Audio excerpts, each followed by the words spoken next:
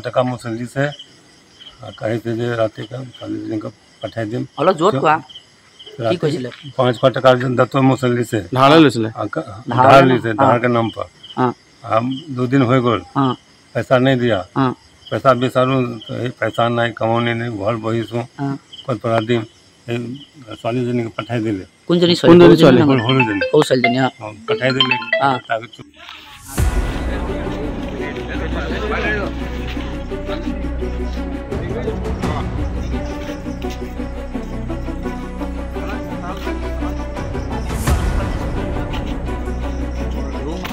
কাৰণ যোৱাকালি আমি গম পালোঁ যে 3জন বিহাৰী সম্প্ৰদায়ৰ লোকে মিলি এগৰাকী 11 বছৰীয়া নাবালিকাক ধৰ্ষণ কৰে আৰু ধৰ্ষণ কৰি ভিডিঅ' ভাইৰেল কৰিছিলে।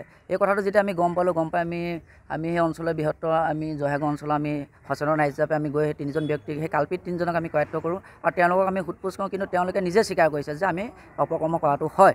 কিন্তু তেতিয়া তেওঁলোকে স্বীকাৰ কৰিলে আমি তেওঁলোকক লগে লগে তাতে আমি ৰখাই থ'লোঁ, থৈ পিনি আমি জয়সাগৰ আৰক্ষী চকীক খবৰ দিওঁ আৰু তেওঁলোকে আহি 2জন কাল্পিতক আটক কৰি লৈ গ'ল, কিন্তু তাৰ পৰা এজন পলাতক। আৰু অতিকৈ দুৰ্ভাগ্যজনক বিষয়টো এইটোৱে হৈছে যে যিজন কাল্পিতে স্বীকাৰ কৰিছে যে 500 টকা পিতৃয়ে লৈছিলে, 500 টকা বিনিময়ত সেই নাবালিক ছোৱালীগৰাকীক সেই কাল্পিতটোৰ ওচৰত গতাই দিছিলে। কিন্তু আৰু সেইজন যিজন মদাহী বাপেক আৰু বাপেকজন খুব কম সময় আজি বেছি দিন হোৱা নাই ৰিহাবৰ পৰা ওলাইছে, সেই তেনেকৈ 500 টকাৰ কাৰণে নিজৰ সন্তানক এই কাল্পিতৰ আগলৈ ঠেলি দিছে। গতিকে সেইজনো এজন কাল্পিত, গতিকে তেখেতকো উচিত শাস্তি পাব লাগিব আৰু লগতে যিজন পলাই আছে সেইজনৰ শাস্তি পোৱাটো আমি আশা কৰিছোঁ। বুলি 30 দল সংগঠন বুলি শিৱসাগৰত আছে বুলি আমি শুনিছোঁ, কিন্তু যোৱাকালি 7টা বজাতে ঘটনাটো হৈ গ'ল। এতিয়ালৈকে কিন্তু দেখা নাই যে 30 দল সংগঠনৰ কোনোবাই মাত মাতিছে বা কিবা এটা হৈছে। কিন্তু অতি দুখৰ বিষয়ে মই আহ্বান জনাম, 30 দল সংগঠন যিহেতু আছে, গতিকে আপোনালোক ওলাই আহক আৰু এই দুৰ্ভগীয়া এই পৰিয়ালটি ন্যায় পোৱাৰ ক্ষেত্ৰত আপোনালোকে মাত মাতক। অতি দুখৰ বিষয়, শিৱসাগৰত পুনৰবাৰ কিশোৰীক নিৰ্যাতনৰ ঘটনা হৈছে। শিৱসাগৰ জয়সাগৰ অঞ্চলত এগৰাকী 11 বছৰীয়া কিশোৰীক ৰাজেন্দ্ৰ ঠাকুৰ, গজেন্দ্ৰ ঠাকুৰ আৰু বিপিন ঠাকুৰে যৌন নিৰ্যাতন চলাইছে। ইতিমধ্যে আৰক্ষীয়ে 2জনক গ্ৰেপ্তাৰ কৰিছে আৰু বিপিন বৰ ঠাকুৰ পলাতক। আচৰিত বিষয়, এই ঘটনাটো কিশোৰীগৰাকী পিতৃ জড়িত বুলি পইচা 500 টকাৰ বিনিময়ত তেওঁ নিজৰ কিশোৰীগৰাকীক মানে তেওঁলোকৰ লগত গতাই দিয়া বুলি আমি খবৰ পাইছোঁ।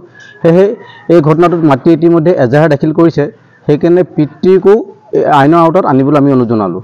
যদি পিতৃক আইনৰ আঁতৰত নহয়, তেতিয়া আমি ইতিমধ্যে সিদ্ধান্ত লৈছোঁ CWC DCPOক আমি স্মাৰকপত্ৰ প্ৰেৰণ কৰিম, যেতিয়ালৈকে পিতৃক গ্ৰেপ্তাৰ নকৰে যেন ছোৱালীজনী চাইল্ড হোমত ৰখাৰ ব্যৱস্থা কৰে আৰু কাউন্সেলিঙৰ ব্যৱস্থা কৰে।